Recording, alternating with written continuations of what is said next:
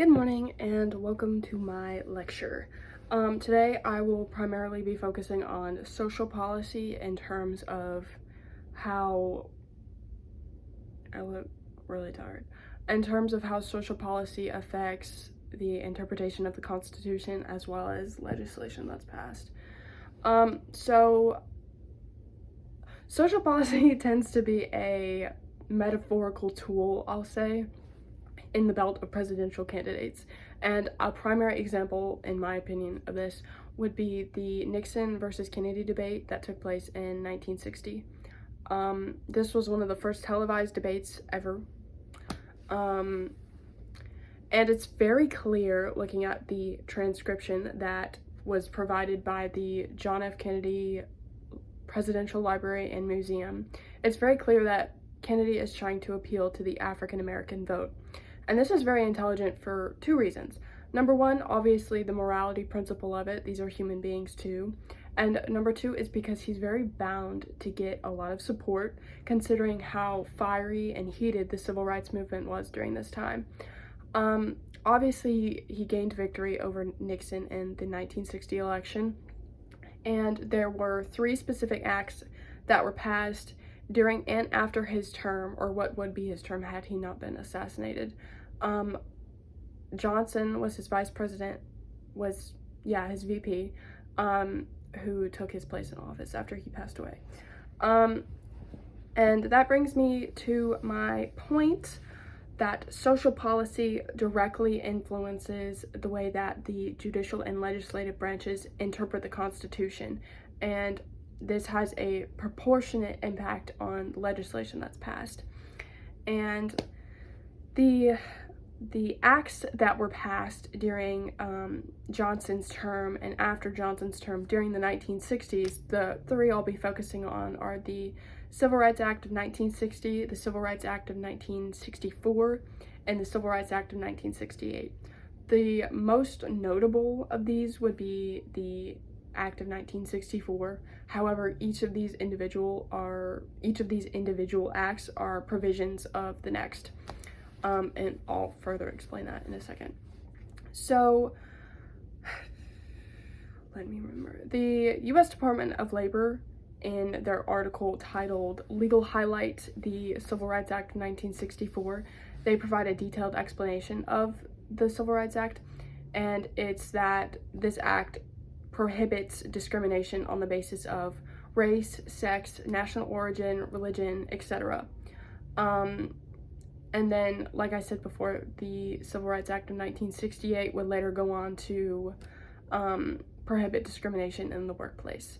And the reason why the Civil Rights Act of 1964 was so phenomenal and groundbreaking was because it completely terminated the ability to practice Jim Crow laws, which put African Americans at an extreme social disadvantage during this time.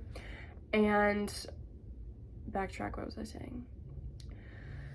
And Jim Crow laws tended to be a very strong anchor for Southern segregationist views, and so the complete termination it completely changed the way that society would quickly learn to operate.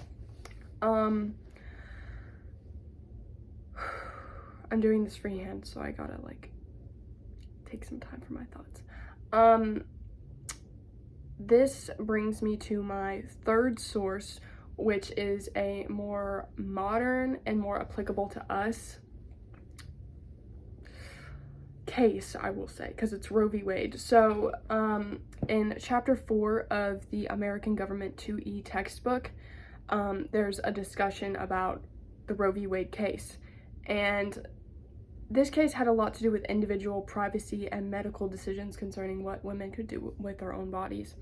Obviously, I'm pro-life, I'm a Christian, but in terms of this, I'll just try to be talking about it as legalistic as possible.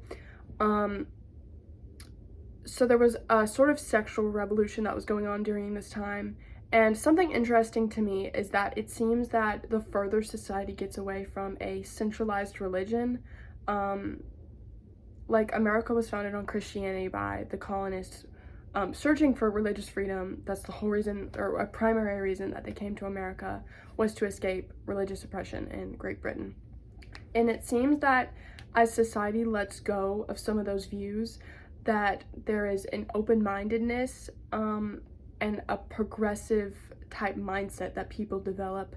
And whether that's positive or negative, that's for you to decide. I personally think it's negative, because there was a lot of structure found in Christian culture that really upheld the sophistication of society.